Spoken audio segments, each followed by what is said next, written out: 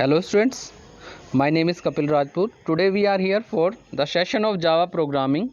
So let's start the Java programming. What is Java programming? Java is an application programming language that is used for developing an application such as an Android application. If you want to develop an Android application, you can use the Java programming language. Basically, Java is developed by the Sun Microsystem in 1995. The inventor of the Java programming is James Gosling. You can develop the Java programs on Notepad and Notepad++. Whether you can use Eclipse IDE or Net or any other editor such as NetBeans. But if you are a beginner, I will suggest you use the Notepad and Notepad++ for increasing your skills. If you are writing a program on Notepad and Notepad++, then the Java program must be run on the command prompt. You can run your Java program on the command prompt. Okay, next one is features of Java. What is the features of Java? Basically, Java is a high level language that follow all such features that makes Java as a high level language. First one is Java is an object oriented language. Second one is Java is platform independent. Third one is secure. Fourth one is robust. Fifth one is architectural natural. Sixth one is portable. Seventh, multi-threaded. All the concept must be discussed here. So continue with the first feature of Java. What is first feature of Java? Object oriented. Java follow all the concept of object oriented, such as inheritance, encapsulation, abstraction, polymorphism. That makes the Java as an object oriented programming language. Such as Java, as we know, Java is an object oriented language. C++, C Sharp, Ruby, etc. also the object oriented programming concepts. So Java follow all the concept of object oriented, that is inheritance, encapsulation, abstraction, polymorphism. So that makes the Java as an object oriented programming language. Second one is platform independent. This question is so important for the interview point of view also. Everyone says Java is an platform independent, but what is platform independent? If you are writing a Java program on Windows, you can see here, if you are writing a program on Windows and then you compile it, if you are writing a program on Notepad in Windows and using the command prompt, you are compiling it. Whether you compile it, it will generate a .class file. If your program does not contain any compile time error or runtime error, that it must generate a .class file, that is known as bytecode. That is known as bytecode. As you can see here, that is known as bytecode. This bytecode can be run on any OS. Whether you can run this bytecode on Windows, whether you can run this bytecode on Unix, on Linux, on Mac, or on any other OS, you can write this bytecode. You can see here. But how it is possible that bytecode can be run on any OS? How it is possible? It is possible because the JVM for Windows, JVM for Unix, JVM for Mac, JVM for Linux must be common for all the OS. JVM must be common for all the OS, and the bytecode will run on the JVM, and this bytecode will run on the JVM. So if we are providing the JVM for all the OS, then this bytecode must be run on any OS. That makes the Java platform independent, and the output must be same on any OS. Whether you run this program on Windows, whether you run this program on Linux, Unix, Mac, this doesn't matter. So the output must be same. This feature makes the Java as a platform independent. So I hope you understood this. So continue with the next feature of Java, secure. What is secure? Java is a most secured language. How it is possible? Java can be secured because the I will show with the diagram also here. This is your OS. This is your OS. This is your JVM.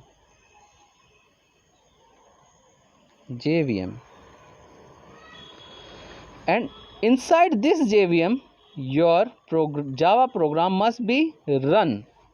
This will not affect the OS. So this layer provides the security that makes a Java language more secure. So we can say Java is a secured language because the Java program runs in this JVM boundary that does not directly touches to the OS. That means it also provides the security.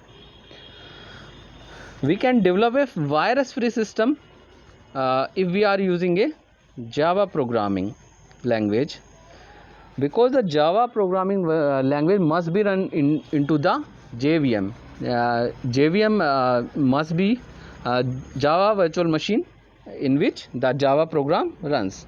So we will talk the next one, architectural neutral.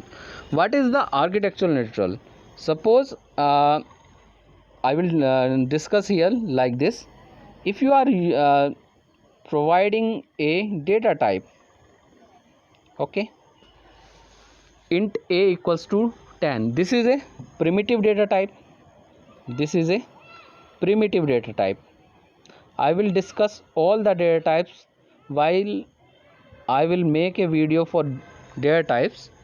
All the students can understand from there what is primitive data type and non-primitive data type. Basically I will discuss here the features of Java. So in small I will show what is primitive data types. While you are using a primitive data types in Java language, then the size of the primitive data type must be same for all the OS, whether you are using a 32-bit machine, whether you are using a 64-bit machine. That doesn't matter which type of machine you are using, the primitive data type must be of same size. That makes the Java architectural neutral. Means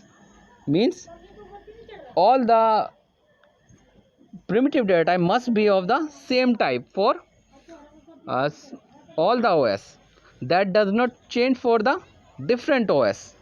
That makes the Java architectural neutral. Next one is portable.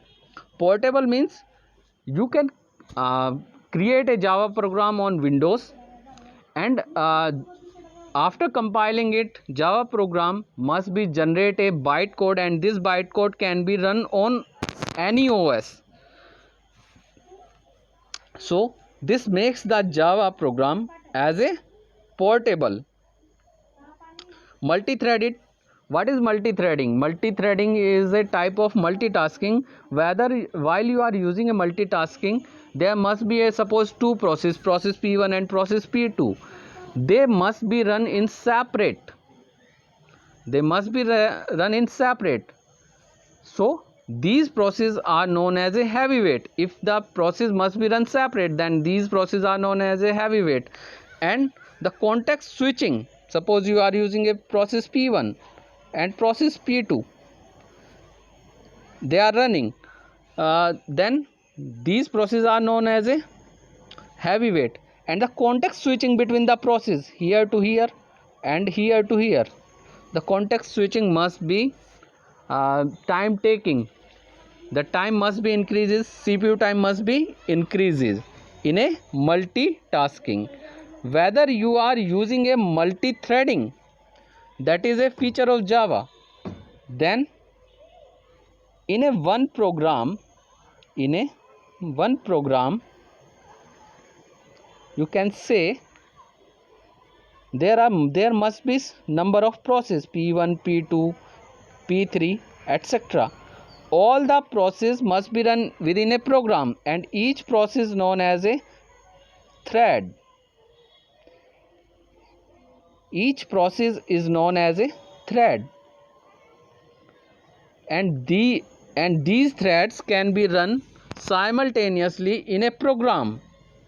So the context switching between the process within a program must be reduced. Therefore the CPU time must be reduced.